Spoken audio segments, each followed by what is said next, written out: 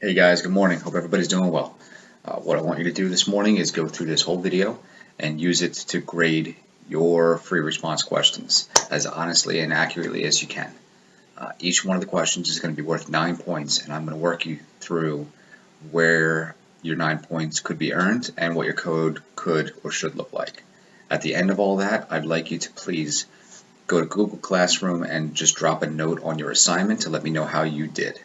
Now that's not going to be your grade. You're going to get full credit for the work that you did just for effort, just for turning something in.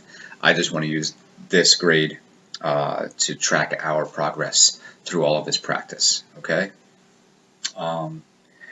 Before we get started, one more note. I don't know if you saw my video a few days ago, but there's been some significant changes to the AP test. The AP test is only going to be covering units 1 through 7.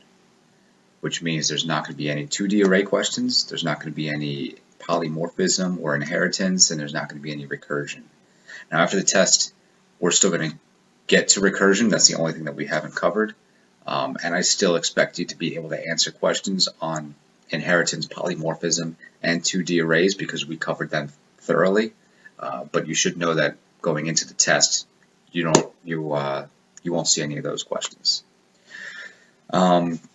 Also, it's only going to be free response. There's no multiple choice questions, and it's going to be a 45-minute test to be taken at home on a computer, I assume.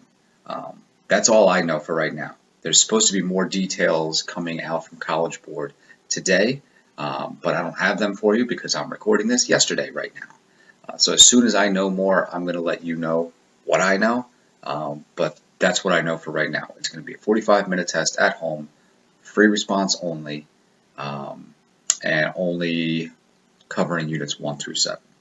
Okay, so if you have any questions about that, just let me know. So let's jump into it.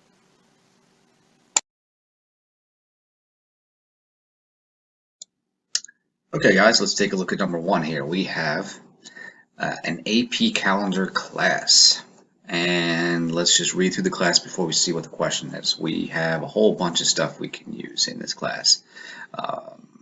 We've got a private static boolean is leap year. So is leap year is a method that takes in a number that is assumingly a year, and it is just going to return true or false whether or not that year is a leap year. The implementation is not shown because we don't care how it works. When you see a method like this, you should just assume that you have to use it, and you should use it. It's there for you to make your life easier. So we're going to use that to figure out if a year is a leap year. There's no reason to, in any part of this question, rely on your own sort of logic to figure out what is and isn't a leap year. Because I guarantee you don't know all the intricacies that go into whether a year is a leap year or not. It's not just every 4 years, although every one of you thinks that. We have to skip every 100 years here and there. Anyway, what else do we have here? Public static int number of leap years. So between 2 given years, I guess we want to calculate how many of those years are leap years. That makes enough sense, and that is what we're going to be implementing in part A. Let's see, what else do we have? Private static int first day of the year. So first day of the year, we pass a year into first day of the year, and it's going to tell us if it's Sunday, Monday, Tuesday, Wednesday, Thursday, Friday, or Saturday. It's going to report back 0, 1, 2, 3, 4, 5, or 6 to denote what day of the week it represents. So, okay, we'll figure out what that's for later. What else do we have? Day of year. Private static int day of year. You pass in a month, a day, and a year, and it's going to tell you where that falls in the year. The number, the numerical day of the year that it is. Either 1 for January 1st, or I guess 365 or 366, depending on if it's a leap year, for December 31st. Again, the implementation for those two methods isn't shown because those methods are just going to be there to make our lives easier. We don't need to code them. We don't need to care about how they work. We just know that they do work and we get to use them. What else do we have? Day of week. This is what we're going to be doing in part B. Day of the week passes in a month, a day, and a year, and it should report back 0 through 6. It returns an integer, as you can see right there, and it's going to return 0, 1, 2, 3, 4, 5, or 6, denoting Sunday through Saturday. Okay, good enough. Let's jump into part A. So the first question, sorry about this, hold it, there we go. First question is to code up number of leap years. So let's write the static method number of leap years, which returns the number of leap years between two given years. And they don't usually tell you this. Maybe they are starting last year and moving on, but if there's a helper method, they assume that you will figure out it's reasonable and appropriate to use it. Last year, apparently, they went out of their way to make sure kids were using the helper methods instead of coding your own logic to figure out what is and isn't a leap year. So instead of trying to code your own logic, you just use the is leap year method, and it's going to tell you whether or not it's a leap year. You don't have to worry about calculating that yourself. So we just want to loop through all these years, I think, and count up how many are leap years. So let's take a look at my solution. According to the official rubric, this question is worth 4 points, and this is what you're going to get points for, so pay attention here and just give yourself a point if you feel like you did these 4 things. They don't have to look exactly like this, but the ideas have to be here. So 1 point for initializing some integer variable that will be returned in the end. That's going to represent the number of years that are leap years. So a counter, I called mine count. Did you make an integer variable outside of the loop? You can't use it as like part of your loop header. You would lose a point for that if you somehow designed it that way. The first thing you should do is create the variable that you're going to return. So give yourself 1 point if you did that. The second point is for correctly looping through all of the years between year 1 and year 2. And you can see here it is inclusive. So definitely make sure you start at year 1 and go up to and include year 2. If you hit every single one of those years in your loop, give yourself another point. If you said less than right here and not less than or equal to, then unfortunately you lose that point. So if your loop header looks just like this, you're good. Give yourself a second point. The third point is for correctly calling is leap year and passing in a year. Now, if anywhere in your code you have a call to is leap year, so things might be completely wonky and off track at this point. If anywhere in your code you have a call to is leap year and you're passing in an appropriate parameter, some appropriate year, then give yourself a point regardless of whatever else your code looks like. But if you're doing this correctly, this is probably what it should look like. Inside of this loop, you're making a call to is leap year, passing in the year, and then this is going to be returning a Boolean. So you can just say this, or you can say equals equals true at the end. That's the same thing. As long as you are treating this like a Boolean, you're in good shape. If somehow you're treating is leap year like some other kind of function and you think it's returning a number or something else, I don't know what you might have come up with, then you are going to lose the point. So it has to be a correct call to is leap year with a correct parameter, and you have to be using its return type appropriately. It's returning a Boolean, so you have to make sure you are treating this value as a Boolean. If you're doing all that, give yourself a third point. And a fourth, oh, I'm sorry, this is worth 5 points. I miscounted. The fourth point is for correctly incrementing your counter. You're only going to get that point if you're incrementing your counter under the appropriate conditions. So if is leap year is returning true, then that's an appropriate time to increment counter. So fourth point for incrementing your counter under the correct conditions. If you feel like you did that, give yourself a 4th point. The 5th and final and easiest, hopefully, point is just returning your answer. Don't forget to return something if it is not a void method. So after all that, just make sure you return your count, give yourself a 5th and final point, and then you should be good. Okay? That's part A. Okay, guys, let's do number B here. We are going to code up the day of the week method. So we're passing in a month, a day, and a year, and this method is supposed to report back what day of the week it is. Either a 0 for Sunday or a 6 for Saturday or anything in between. So these two methods clearly have to be used. Again, they're being really nice and making sure that they're reminding us that these methods exist and how they exist. So if we send a year into first day of year, it's going to report back the numerical day of the week that the year starts on. Right? Yeah. So if the year started on a Sunday, it's going to report back 0. If it started on a Tuesday, it's going to report back 2. Got it? Then we have our day of year method that passes in, expects to have passed in a month, a day, and a year in that order, and it will report back where in the year that day falls numerically. So is it the 150th or the 300th day of the year, and so on. So these two are going to make our lives easier. Please make sure you're using any helper methods that they give you. A, they're going to just make your life easier, and B, you kind of have to. They're expecting you to use these helper methods, and they're going to be giving you points for correctly using their helper methods. There's no reason for you to reinvent the wheel and try to establish your own crazy logic, because you're just going to lose points, even if your logic is right. So let's see, let's jump to the solution. 4 lines, and 1 line, honestly, but you want to make sure your code is readable. So let's do it in 4 lines. The first 2 things I'm going to do are call those helper methods so that I can get numbers that are going to help me calculate the day of the week in a second. So your first point is for a correct call to first day of year.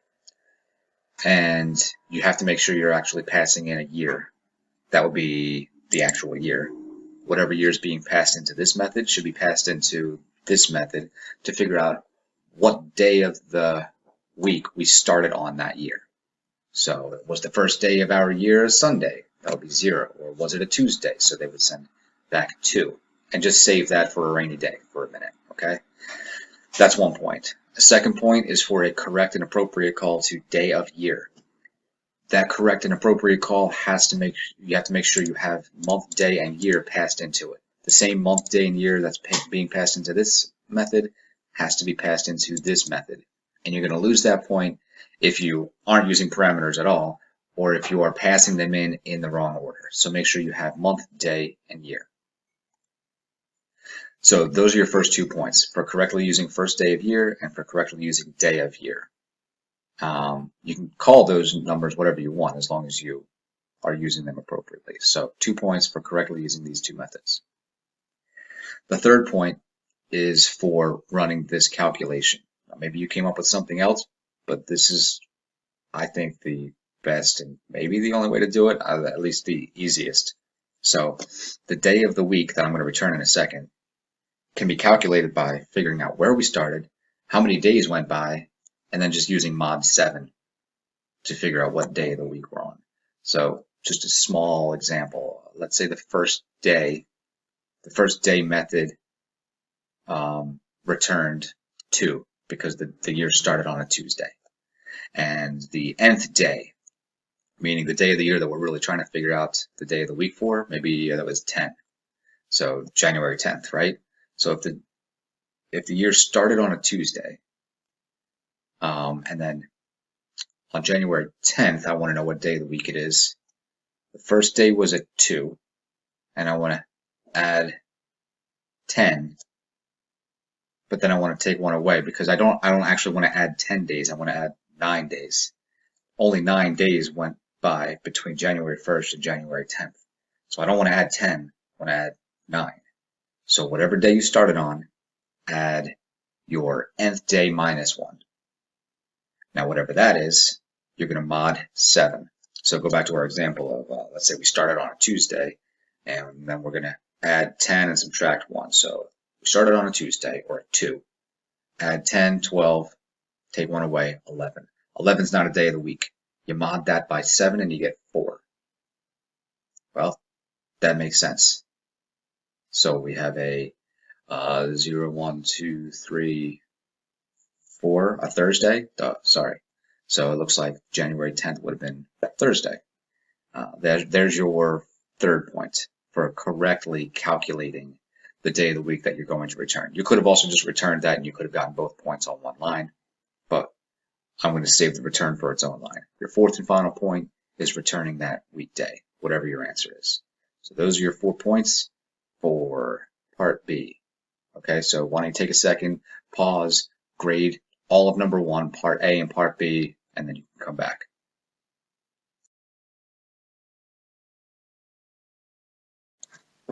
Okay, here we are at number 2. Now this is a classic College Board question. Every year their second question is basically going to have you design a whole class, top to bottom, soup to nuts. Just like I didn't mention in the last part of the video, but number 1 is usually just about basic skills like making correct method calls, using loops appropriately, that kind of stuff. The first question is usually that kind of stuff. The second question is typically a class design question. So let's see. We need to make sure we understand how this whole thing works, and we just have to add in, it looks like, 3 methods. So we have a step tracker class. The add daily steps method is going to accumulate the information. It works once a day. Active days is going to tell us how many days of our cycle we have been active, and average steps is going to report back our actual average steps. So just to make sure we understand how everything works, they have like a sample, a bunch of sample method calls here with the returned values so that we know exactly how things work. So we're going to have to create the constructor, and it's going to look just like this. A tracker constructor just gets one number passed in, and this was explained somewhere, right? Oh, the parameter that's passed into the constructor is going to define the minimum number of steps for a day to be considered active. So that's what this means. This tracker, this step tracker, requires that you make 10,000 steps a day in order to call that day an active day. Okay, so tr.active days, none, because, oh hello, we have a guest. We have not been active at all. We just created our step tracker. Oh. Riley came here because she sees our duckies. I hope you guys have your duckies helping you today too. But we've got Blockhead here, and who's this guy? Mooquack. Yeah, this is Mooquack. So we have we're going to make a call to average steps, and of course that's going to be 0.0 because we haven't been active at all. What? If we make a call to add daily steps, notice it doesn't return anything. It just adds 9,000 steps to our day, I guess. And I guess the next day we added 5,000 more steps. Now notice we still haven't been active because we haven't gone over 10,000 steps on either of those days. They still count as steps though. We've still taken 14,000 total steps. So if we calculate our average steps, 14,000 steps over 2 days is 7,000 steps on average. Let's see, let's add 13,000 steps the next day. So you'll notice that now if we make a call to active days, we get 1. And our average steps, well, it was 14 and we went up by 13, so we got 27,000 steps over 3 days. So that makes sense, 9,000 steps per day. Let's add 23,000 more steps, which is definitely another active day. Then we'll add 1,111 steps the next day. Now our active days are 2. It was just the 23,000 and the 13,000 day. Those were our 2 active days. And if we add up all of our days and divide by however many days we had, looks like our average is now going to be 10,222.2. So hopefully, if the point zeros weren't clear enough, hopefully this point 2 makes it very clear that we're dealing with a double. The average needs to be returning a double. Be careful of that when you're designing the class. Okay, let's go jump into the solution. All right, as every other question, you're going to get 9 points. So here are your 9 points. Step 1, do you create, just declare, do not initialize anything. Do you just declare any and all appropriate instance fields that you're going to need, and did you make them all private? 1 point for all of that. So I have 4 private fields. They're all integers. One of them is called min. That's just the like the minimum number of steps required to consider a day active. That's something you're going to have to save because it gets passed into the constructor. So the class now needs to know that forever, so that every day it knows whether the daily steps count as toward an active day or not. I need to know my total steps, the total steps that I've taken. After 2, 3, 4, 10 days, I need to keep tallying how many steps I've taken. So that's something the class needs to remember. That is an instance field you have to make. Days and active days, those are different. I need to know how many days I've been walking, or how many days this are in this cycle, regardless of whether they were active or not, because a day still counts toward my average. But obviously I want to know how many active days I have, because I can be asked how many active days there have been. Okay, so 1 point for all of that stuff. Oh, so, hey, can I see this one? What's this guy's name? I don't know. We got a new duck showing up here. Looks like Riley's showing off all her ducks. Here you go. Oh, well, we already saw this guy. Blockhead. And this isn't a ducky. No, it's a pretend ducky. What is it? It's a pretend. Oh, it's a pretend ducky. Oh, okay, pretend ducky. Okay. And this one? And this one. Oh, yeah, I like the owlet, right? That's a low level. Right. And this and one? Moo Quack. That's my favorite. We already did that. We already did that one, right. So, you coming back up? Yeah. Okay, so we're going to get 2 points for our constructor. Point 1 is just for appropriately creating the header. Public step tracker int m. You can only get that 1 point if it is public. Don't put anything crazy like void or int or any kind of weird return type in here. Just public step tracker and an appropriate parameter here. It doesn't matter what you call it, but that's going to be the minimum number of steps required to consider the day active. Oh, good idea. So, public step tracker int whatever. There's 1 point. The second point for your constructor is if you initialize everything appropriately. Now everything is going to be 0 except for min. This instance field needs to be set to whatever gets passed in. So make sure you set min to m or whatever your variable names are. It does not matter. And everything else should get set to 0. Now, you probably don't need to do that because technically these are defaulting to 0, but it's not a bad idea to make it super explicit. So 2 points for your constructor if you did all that. You're going to get 3 points for your add daily steps method. 1 point for an appropriate header. Public void add daily steps with a number passed in. So you got to do all 3 of those things to get that 1 point. It's got to be public. It is a void, and it's called add daily steps. And are you passing in an appropriate parameter, an integer representing the number of steps taken that day?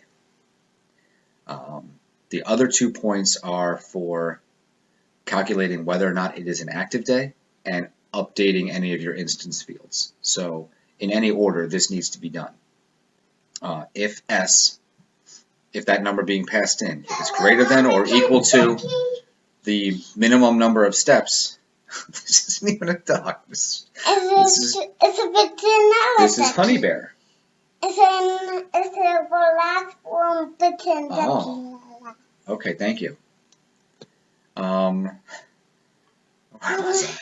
Mama can look If S, that number being passed in, is greater than or equal to the minimum number of steps required to consider the day active, increment your active days parameter or instance field. But only update active days or increment active days in an if condition, a conditional statement like this, okay? The other two things that need to be updated are your total. The total number of steps should obviously be incremented. No matter how many steps we took, our total should be incremented by that much. And whether the day is active or not, it's been a day, so day needs to go up by 1. That's just a days plus plus, okay? So 3 points for all of that if you have all of that. Cool. All right. 1 point for your active days method. It is public. It is going to return an int, and it is called active days. There are no parameters for this call. It's just going to return, oh, thank you. It's just going to return active days. That's a simple enough method. It's just 1 point for all of that. So make sure it is public. Make sure you're returning an int. Make sure there's no weird parameters in here. And thank you very much. And make sure you are returning the active days instance field. Okay? The last thing you got to do is public. Well, thank you very much. The last thing you got to do is public double average. Okay, you're gone. Public double average steps. You got to set up your average steps method.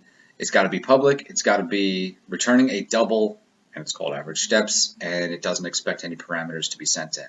So 1 point for the header. The other point is for returning the answer. Now, this part isn't actually in the, I don't know if it is in the actual rubric or not, but it should be. I believe it's in the Canon solution, but in the worded part of the rubric, it doesn't necessarily refer to this special case. Technically, if you make a call to average steps on the, did we do that? Yeah, that's why I think this was here. We made a call to average steps before we took any steps, and it still returned 0. But technically, like if you just run the calculation, your total steps were 0 divided by 0 days, so that would actually return not a number. Riley, here, take this and show mom. Show this to mommy. So you should do this first in the event that days equals 0, because you don't want to wind up dividing by 0.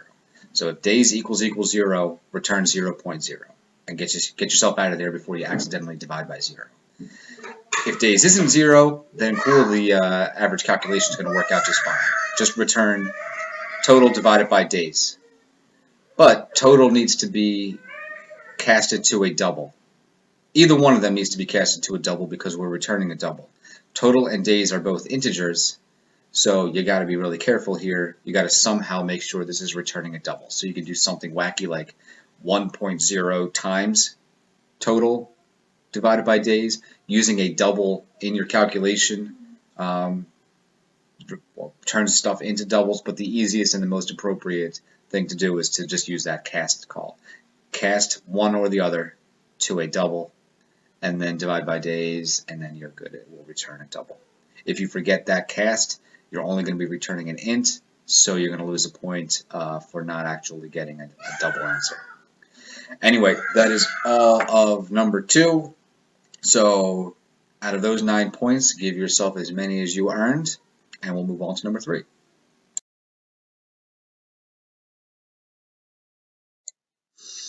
Okay, here we are, moving on to number 3. This one's kind of weird. Let's see, we have delimiters, and any string can have any kind of delimiter, and the idea of a delimiter is that it groups some portion of a string. You can think of it like parentheses in an algebraic expression. So in this expression, this is a valid algebraic expression because you have an open delimiter, and then you have this closing delimiter, an open parenthesis and then a closing parenthesis. This is not a valid algebraic expression because you have an open and then another open, and then just one close. So the first open was never closed. You need to have a pair of open and close. Every open needs to have a close. Every close needs to have an open. And there's one other rule, but we'll get to that, I think, on the next page. In HTML, these are examples of delimiters. If you want to make text bold, then that tag at the start of your string tells it to be bold, and then this one tells it to stop being bold. So everything in between those tags is going to be bolded. This doesn't make sense because this is not a valid closing delimiter for this opening delimiter. So let's see what else we have here. We want to sorry. We have the class, the delimiters class. Okay, so the two private instance fields are strings, and they represent the open delimiter and the closed delimiter for this delimiters object. The public delimiters constructor is just going to get two strings passed in that are obviously the open delimiter and the closed delimiter. So the constructor handles initializing those two instance fields. Now, the two things that we're going to have to code up in this problem are these two methods here. Public array list of strings called getDelimiterList. So a string array called tokens gets passed into this method, and it looks like we should be returning an array list of strings that contains just the delimiters as described in part A. So I guess we'll read more about that in a second. Returns an array list of delimiters from the tokens array. Okay, and in part B we'll be doing this one. An array list of strings called delimiters, I bet we get that from part A, is passed into isBalanced to determine, and it's going to send back a true or false, a Boolean, if the delimiters are balanced. That's what I was looking for on the other page. I think later they're going to explain it's balanced if you have, if it's an appropriate expression. So do you have the same number of opening and closing delimiters? Do you not have more closes before your opens, if that makes any sense? You can't have 4 closures before you have 4 openings. That wouldn't make any sense. So more on that when we get to it in a minute. So let's see, part A. Part A, let's see. String containing text and possibly delimiters has been split into tokens and stored into this string array called tokens. Each token is either an open delimiter, a closed delimiter, or just some string in between. So if I jump to the example here, if these are our open and closing delimiters, then in like the first example that we had a couple pages ago, the tokens array, and we don't need to worry about how it gets created. That's not our mission. Our tokens array is just going to have these 4 objects: the open delimiter, the string up to but not including the closed delimiter, and then maybe some other junk at the end. Okay, so these 4 things are in our tokens array. So I want to loop through that thing, identifying our delimiters, and push them into a brand new array list. So this should be, just these two, forget it. Just these 2 things should be in our array list. Another example, like an HTML example, these are our delimiters. So if this nonsense, if you put all that stuff together, that would be the original string. And the delimiters I find when I'm looping through that include that opener, that closing, and then that closing. So, part A. Let's code up the public array list of strings getDelimiters method. So let's just hop into my code here. We're going to get, looks like 4 points for this. There'd usually be a 5th point for an actual return, but in the rubric it didn't call for that. So we just need to do these 4 things. So let me explain. Okay, again, quick recap. a thing called tokens is a string array. I don't care how it was made. I just know that I have access to it. And I want to loop through that whole thing and return an array list of delimiters from that array called tokens. So first thing you're going to do is create an array list of strings called whatever you want. You know, I usually call my thing ret, short for return, that I usually wind up returning at the end. So an array list that I'm going to wind up returning at the end equals a new array list of strings. So 1 point for all of that. Be sure you declare and initialize the array list that's going to be returned. 1 point for declaring and initializing an array list. Your second point is going to be for accessing all of the elements in tokens. So you can either do that with a traditional for loop, you could do it with a for each loop. I typically stick to traditional for loops if I'm doing things by hand myself. Sometimes they're easier to read. I know there's some, it can be more elegant with a for each loop. I prefer traditional for loops. But if you do a for each loop, you're in good shape, as long as you set up some sort of loop that is hitting every single element of tokens. So for example, your for each loop could just say something like for string s colon whatever the tokens, something like that, and then use s as every single element in tokens. So for each loop is really easy to use, and that will guarantee you hit every single element in tokens. If you do a traditional for loop, just make sure you go from 0 to, until I is less than tokens length. And tokens is an array, so the appropriate size of it would be dot length. Don't use dot size, that's for array lists. Dot length with parentheses would be for strings. Not that you'd lose points for putting parentheses there, but you should know that this is an array, so it's just dot length. Okay, so I'm going from 0 to tokens dot length, so I'm giving myself that point because I'm definitely hitting every element of tokens. Okay. The third point is for comparing the strings in tokens to your open and closed delimiters. Now I have access to open del and closed del because they're in class. My code is technically right here, right? So obviously this method is in the delimiters class. I have access to the instance fields of this class, so you should definitely be referencing open del and closed del.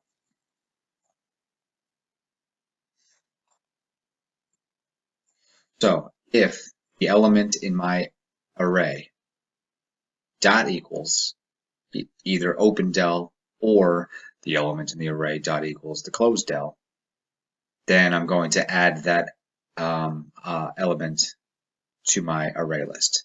So those are your 2 points. 1 point if you are in any way or fashion, anywhere in your code, if you are comparing an element of tokens to open del and closed del, then give yourself a point. That's what the point is for, just comparing your element to open del and closed del. If then you are adding an element at any point to your array list, give yourself a point for that. Now, it's only going to work if you do it all in this order, so hopefully your code kind of looks like this, or the for each loop equivalent of this. So there you go, 1 point for making the array list, 1 point for hitting every element in the array, 1 point for comparing every element to open and closed del, and 1 point for adding the appropriate elements to your array list. Okay, you should also definitely be returning it, but there wasn't a spare point in this question to spend on that. So it was just those 4 points that got you, those 4 things that got you points on this part of the question. Okay. Okay, now in part B, you are to determine if your string is balanced or not. So this is an example with an open, a close, an open, a close, and a close. So this one is balanced because you see these two would match up, and then these two would match up, and then these two on the ends would match up. Everything's balanced. Let's see, this one is not balanced because you open and then you close, so they're done. And then you close. Well, that doesn't make any sense. So that's not balanced. This one is obviously not balanced. You started by closing. That doesn't make any sense. This one is also not balanced because you opened and then you opened and then you closed. So like these two are cool. They matched up, but you don't have a closing on that opening. So it looks like there's two rules. At the very end, you have to make sure you have the same number of opening and closings. And at any point throughout the loop, as we're looping through our delimiters, we have to make sure we never have more closings than we have openings. So let's take a look at my code here. We have 5 points available. 1 point for establishing 2 counters. You need 2 counters because you need to count up how many openings and how many closings that you have. Because I need to know I don't have more closures than openings, and at the very end I got to make sure I have the same number of both. So give yourself 1 point if you created 2 integer counters. Give yourself another point if you are looping through every element of the delimiters thing. This is the thing that we just made in the last method. We don't have to remake it, we have access to it. We're just being told it's being passed into this isBalanced method. So delimiters gets passed in and we're going to loop through the whole thing. It is an array list, so dot size is appropriate here. 1 point for hitting every element of delimiters. 1 point for incrementing either one of your counters, whichever one is appropriate. If delimiters.getI equals OpenDel, increment that counter. Otherwise, you could just increment the other one, or you can check delimiters.getI equals ClosedDel, then increment that counter. 1 point for incrementing one or the other counter. We could never increment both. This has to be in this part here has to be inside the loop. It doesn't make any sense to do this outside of the loop. At any point through this loop, if we have more closures than we have openers, we have to return false because the statement is nonsense. So this return should be inside of the loop while we're checking all of our delimiters. The next rule is after this whole loop is done, just making sure that we have the same number of both. So this could be done in kind of the way I have it or the complete opposite. Forgive my little typos here. So if count O and count C equal each other, then we return true. You could have also said if they don't equal one another, return false. So I said if they equal one another, return true. You could say else return false, or you can just return false like that. Or like I said, they could be opposites and say if they don't equal each other, return false, else go ahead and return true. So those are your 5 points there. Making up counters, making sure you hit every element of delimiters, incrementing the counters on the appropriate conditions, getting yourself out of here if you ever have extra closures. And at the very end, outside of the loop, if this is inside the loop, you're going to lose points. Outside of the loop, it's appropriate to make sure at the very end that you have the same number of both. So if you do that, return either true or false, whichever one is appropriate. And if you're Andrew, you're probably doing a ternary here, and I respect that. Everybody else, you should be doing something like this. All right, so if you have any other questions on number 3, let me know. Let's move on to number 4.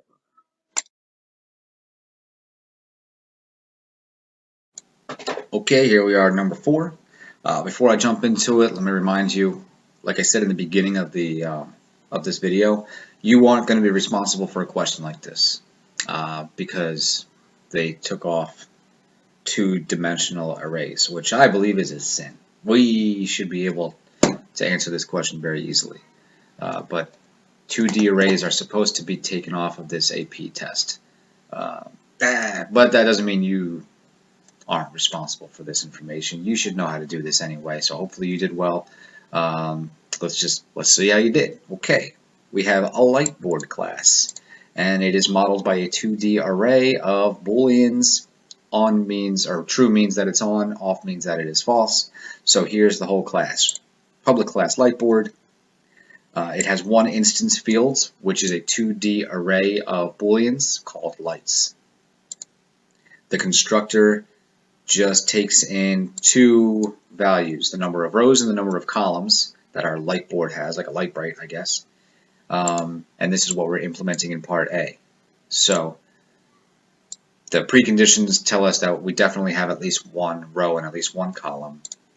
And this is weird. That might have thrown you a little bit. You don't usually see math.random required on the free response section. This is the first time I've ever seen it on here, but I'll walk you through how to make something happen with a certain percentage probability when we get to the constructor. In part B, let's see, what are we doing? Part B, we are returning true or false depending on a whole bunch of weird gibberish rules that will be explained in part B. But given a row and a column, depending on whether that light is on or off and what else is going on in that column, we're going to return either true or false. More on that in a second. So, let's see, part A. Part A is just about making the constructor. So write a constructor that initializes the light's 2D array. That's one thing that almost always gets forgotten. Please make sure that the constructor initializes any and all instance fields of the class. And then it should initialize all of the objects, all of the elements of your 2D array to either true or false with a 40% probability of being true. And that's all. And make sure that lights has that number of rows and that number of columns. Okay, so let's take a look at my solution here. The first thing we need to do is initialize the instance field lights. Lights is now a new Boolean with that number of rows and that number of columns.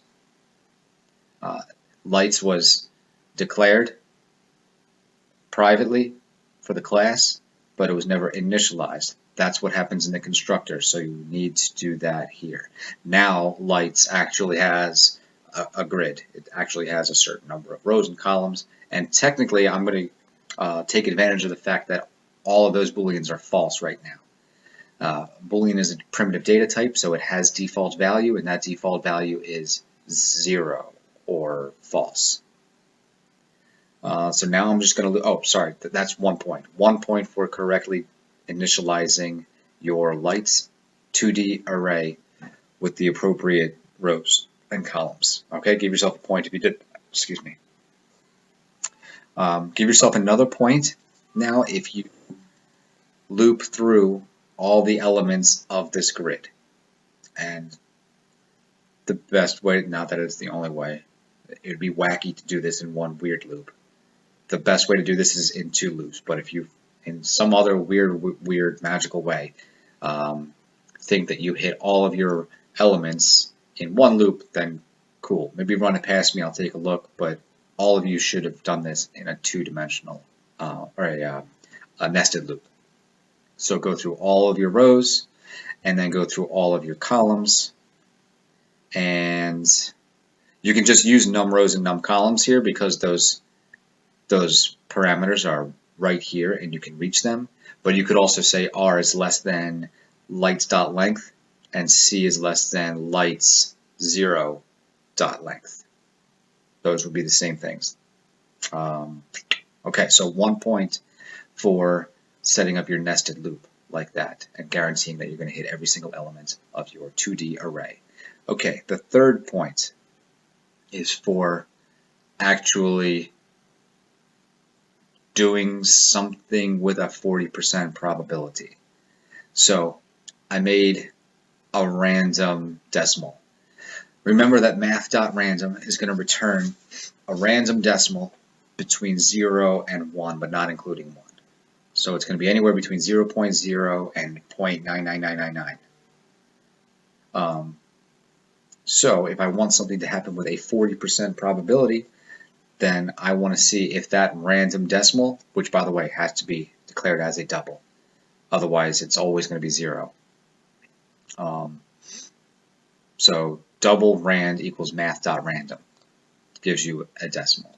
So if that decimal is less than 0.4, well, you have a 40% probability of that random decimal being less than 0.4. So if that random decimal is less than 0.4, then go ahead and turn that light on. Now you can say else make that element false, but this is me taking advantage of the fact that that primitive data type is by default false. So that doesn't really need to be in here, but it's cool if it is.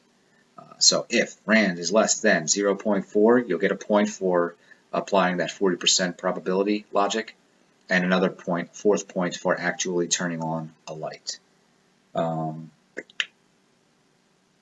Yeah, so that's all. That's part A. There are your 4 points. Okay, let's jump to part B. Now in part B we have some just bizarre rules that are going to, we're either going to return true or false. So if the light is on, return false if the number of lights in the column that are on is even. Okay, if the light is off, then return true if the number of lights in that column are divisible by 3. Okay, otherwise return the light's current status, either true or false, on or off. Alright, I don't know what the heck this is, but we'll just follow the rules. So some examples here. 0, 3 would be,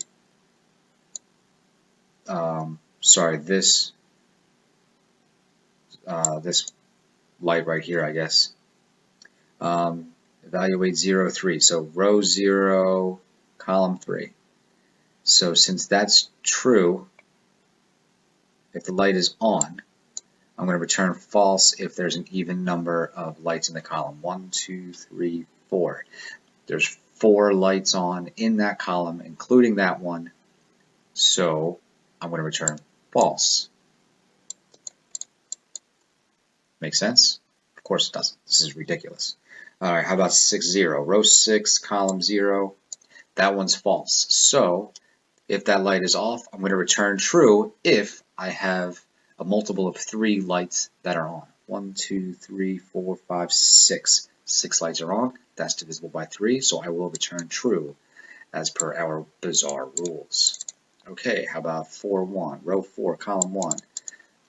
The light's off. So I want to use the divisible by 3 rule. 1, 2. There's only 2 lights that are on, so I should not be returning true. I should be returning false. Cool. And last one, 5, 4. That's true, so I should be going with this rule.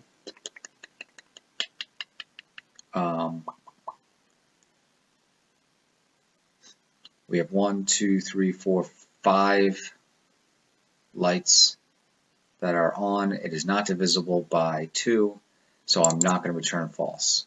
I'm going to go to, and this is probably what I should have done in the last example too, I'm going to default to the light's actual status, which was, where was I, 5, 4, true, so I'm returning true. And with the last one, I'm returning false because that's the actual light's status. I think I misspoke before. Okay, so those are the examples. Make sure you run them and you understand them so that you know how to code this thing. So here we go.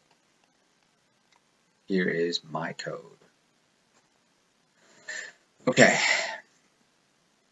I know I'm going to wind up counting how many lights are on in the entire column, so I just made a variable to store that information.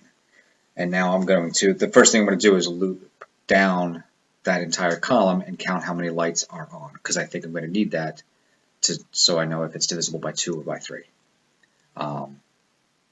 You can definitely mix this logic up a little bit, but just follow these ideas. You will get a point if you loop down the entire column appropriately. Yeah, if you access all the elements of light. No, I'm reading that wrong. You're going to get a point here for looping down through the column, and that's by changing all of your rows. So your row is the variable. I'm going to go from every row starting at 0 through lights.length. Now, here you have to say lights.length. Unlike before where you could use that variable numRows, you don't have access to that thing here.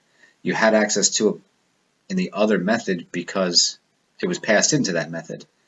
But it's not being passed into this method, and it's not an instance field in the entire class. So that was a one and done thing. We had it in the last method. We do not have it anymore.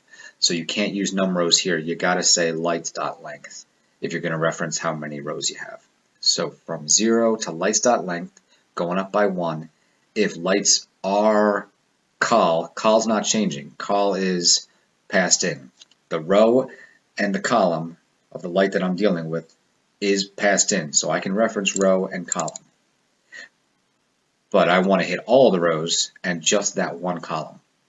So if lights are col equals true, or you can just say if lights are col, then you will increment how many of your how many lights are on. So the first point here is accesses an element of lights as a Boolean value in the expression. So that's this point right here. Are you accessing any element in the 2D array and treating it as a Boolean? If so, give yourself a point. If you're kind of doing that anywhere in your code, give yourself a bad point. Traverses the specified column of the 2D array with no bounds errors. Give yourself a second point. That's this point I'm giving myself right here. I'm going down through all the rows in that one column. So second point for that. And count up the number of true values in that traversal. So that's the third point, counting up how many lights are turned on. So did you do those three things? If you did, give yourself 3 points. And now the weird logic, the weird rules that we're playing by here. If lights row col, so the actual row and column that we're being asked to deal with, if that actual light is on, again, you could say equals true here, or this is a Boolean, so it's just assumed. If lights row col is true, and the number of lights in that column that are on is divisible by 2, so on mod 2 equals 0. If the light is on and I have an even number of lights on in that column, return false as directed in that first rule from before.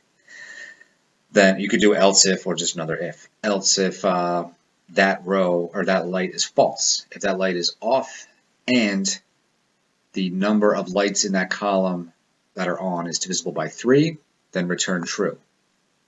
Otherwise, just return that light's status. Return light's row col. So this is either true or it's false. Whichever one it is going to get returned. So you're going to get 1 point for correctly, that's what these weird arrows here are. You're going to get 1 point for correctly applying your mod 2 or your mod 3. Your divisible by 2, divisible by 3 logic somewhere in this chunk of code.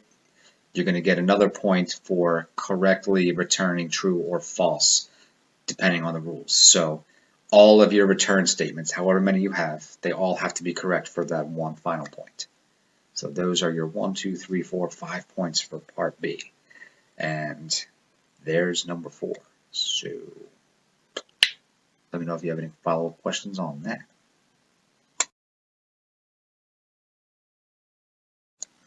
Hey hackers, so that's going to do it for this review. If you do have any follow-up questions, just shoot them my way.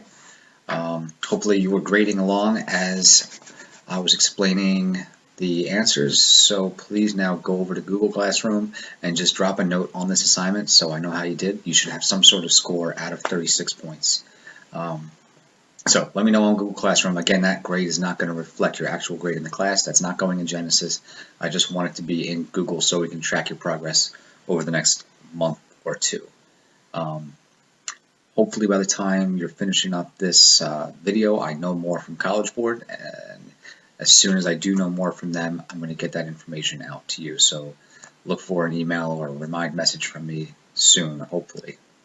For those of you that are nervous about this AP test, don't be. We have plenty of time between now and whenever the test is going to be. I know it was originally supposed to be in early May. I think that's one thing that I'm going to be finding out today, is when it will actually be. They put out a survey a few days ago to some of us teachers asking when we would prefer the test to be, and there were options between anywhere between May and July. So I really don't know when the test is going to be. but I don't think it will be any sooner than early May. I'm thinking they're going to push it off a little bit late, so we have plenty of time to review. And as soon as I find out exactly what their test is expected to look like, I can start making our practice tests look more and more like what you expect to see on test day. So don't freak out if you didn't do so hot on this review. I promise that over time this is going to get better and easier. Okay, so till I see you guys next time, take care, have a nice weekend, and I'll talk to you Monday. All right.